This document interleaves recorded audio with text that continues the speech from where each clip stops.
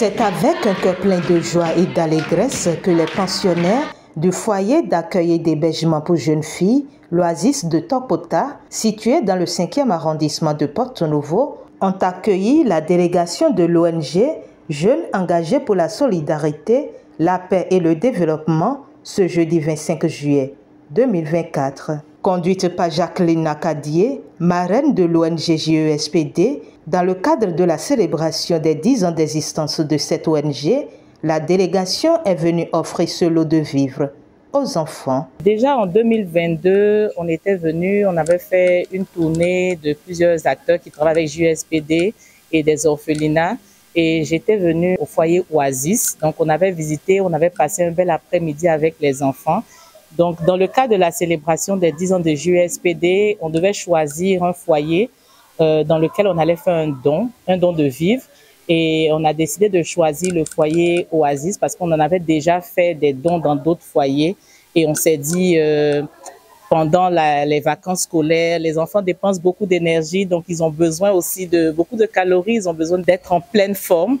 Donc c'est ce qui justifie notre présence ici cet après-midi pour jouer avec les enfants et puis faire un don de vivres. Depuis ma première visite, j'ai beaucoup aimé l'organisation, telle que c'est structuré, comment est-ce que c'est en collaboration avec les services sociaux.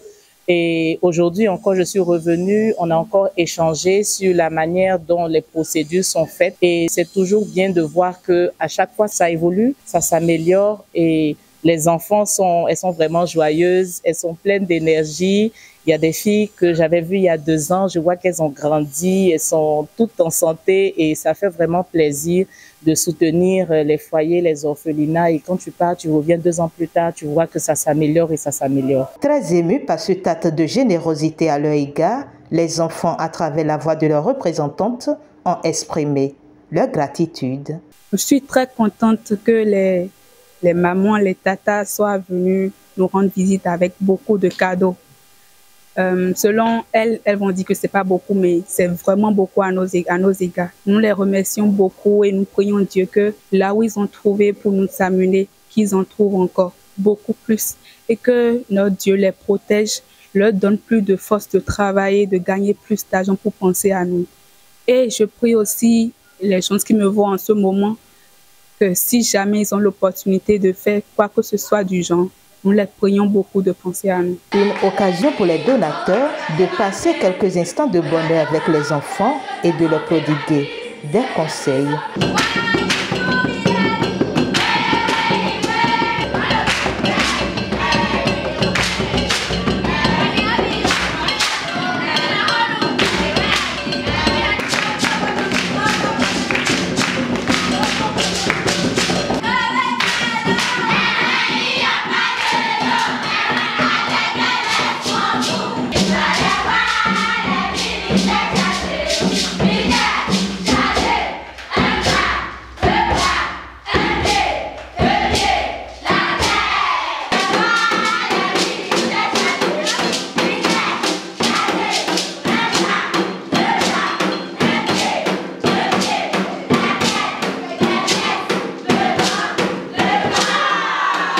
Pour les enfants, c'est toujours de garder espoir, c'est toujours de garder la joie, de garder le sourire, de redoubler d'efforts, de persévérance. C'est pas parce qu'on a un enfant orphelin ou c'est pas parce qu'on a un enfant qui vit dans un centre que plus tard on ne sera pas ministre, plus tard on ne sera pas docteur, plus tard on ne sera pas député. Non, il faut juste se donner du courage. Les centres sont appuyés par beaucoup de structures, même si des fois c'est difficile, mais c'est la volonté aussi de chaque enfant.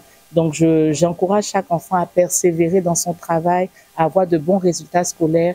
Et puis, avec l'aide de Dieu, plus tard, ils auront aussi la même chance que tous les autres enfants. Rien n'est impossible. Un appel est aussi lancé à l'endroit des bonnes volontés et des différents partenaires. C'est de faire appel aussi à d'autres partenaires parce que on se dit des fois, tout le monde fait des dons dans les orphelinats. Moi, je ne veux pas donner dans un orphelinat parce que c'est répétitif, mais les orphelinats ont beaucoup besoin d'aide. Ce sont des structures qui se battent au jour le jour. C'est pas tout le monde qui arrive des fois à subvenir aux besoins des enfants. Il y a beaucoup de responsables qui prennent de leur poche.